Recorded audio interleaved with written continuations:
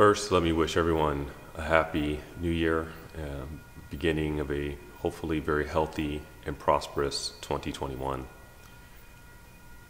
2020 was definitely a year of challenges, and as I look around at messages in the media, in the news, and even messages from friends, everyone is hoping to forget 2020 and look forward to the new year. I'm going to suggest something a little bit different and ask us to look back at 2020 with some level of gratitude.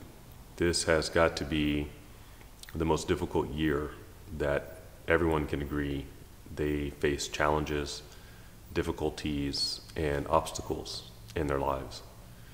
And what it made me recognize is the number of people who, maybe for the first time, talk to me about challenges in their lives, about things that they were not able to do, how they saw things differently, how people saw their obstacles, both external and internally, differently. So instead of turning our back on 2020, rather I'd suggest that we remember it as a lesson. We remember it as an incredible teacher. It taught us what we valued most. It taught us the people in our lives that are the closest to us. It taught us little things that we weren't aware were so important to us. And I think everyone has learned new ways of living, new ways of communicating, and new ways of connecting with people that were in their life before, and even with new people. I know that's true here at the temple. We have moved all of our services online, and as a result, I've gotten to know people from all over the world who found us either through live broadcast or by watching videos on YouTube. So our small temple here in Portland has been able to reach across continents and oceans and hopefully offer a little bit of light in a year definitely that was filled with darkness. But I still look at 2020 as a great opportunity to teach us what is really important in life, an opportunity for us to focus on what means the most to us. And as we look forward to 2021 and years after, and as we all hope to find an end to this pandemic, I know people are already wondering and dreaming about what they will do in the future. And I hope as we look forward, we remember this year as a way of really helping us to focus and to sharpen our desires, our needs, our hopes, and our dreams. Many of the things that we spent time on, maybe we now have found were not really that important. Many of the distractions in our life, perhaps we found, are not really needed. So for me, I want to remember 2020 with fondness, with appreciation.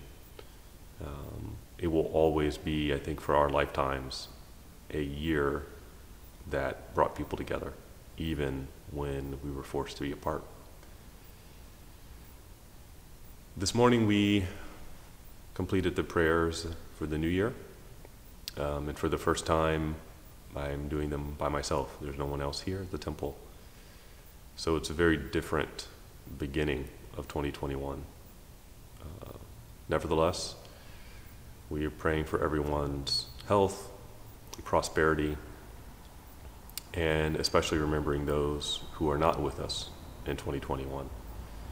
In this country, we are over 300,000 people who have lost their lives to the COVID-19 virus, and we have to take time to remember them.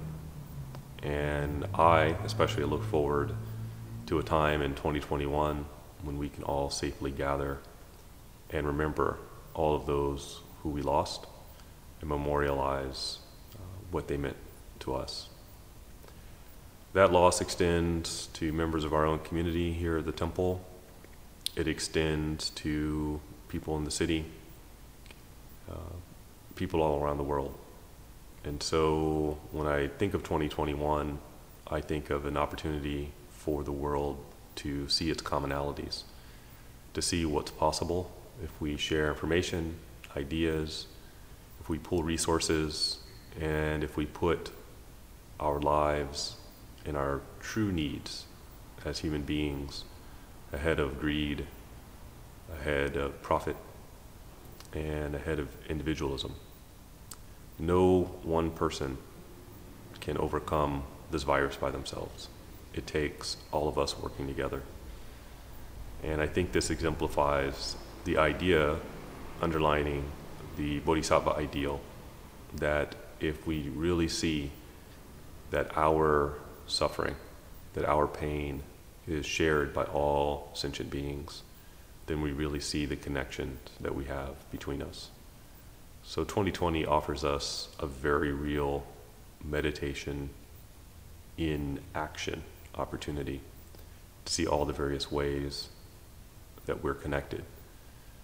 We have far more things in common than we don't have things in common. We have far more shared experiences. We have far more commonalities than we do differences.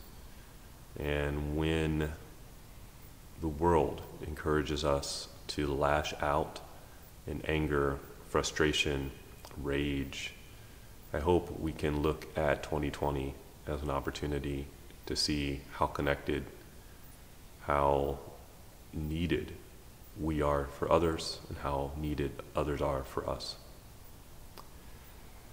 Thank you to everybody who was either tuned in to our broadcast live or watched on YouTube.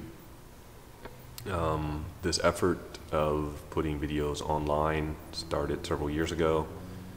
I didn't really know if there would be an interest, but this year we topped 1,000 subscribers on YouTube, which for a Buddhist themed channel that is not selling anything, I think is quite amazing. So thank you to everyone. We will continue to invest in this means of outreach and teaching. And in the meantime, I hope everyone stays safe. We continue to do our part to fight this virus and hopefully see it as a way of bringing us closer to people in our community, even those that we don't know. Thank you very much. I pray everyone has a prosperous, healthy, and happy 2021. But please do remember 2020 not as a year of unhappiness, but as a great teacher for all of us about what's really important, what we really value in our lives. Namo Daishi Henjo Kongo, Namo Daishi Henjo Kongo, Namo Daishi Henjo Kongo. Thank you, and I look forward to seeing everyone in 2021.